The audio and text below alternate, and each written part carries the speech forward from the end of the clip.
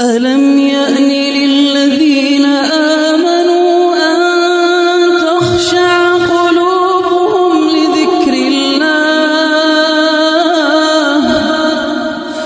ألم يأن للذين آمنوا أن تخشع قلوبهم لذكر الله وما نزل من الحق ولا يكونوا كالذين أوتوا الكتاب من قبل فطال عليهم الأمد فقست قلوبهم وكثير منهم فاسقون.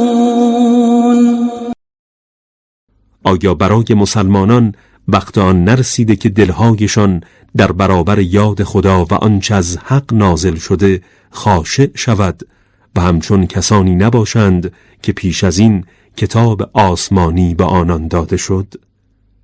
آنگاه زمانی طولانی بر آنان سپری شد و نتیجه این شد که دلهایشان سنگ شد. آری، بسیاری از آنان نافرمانند.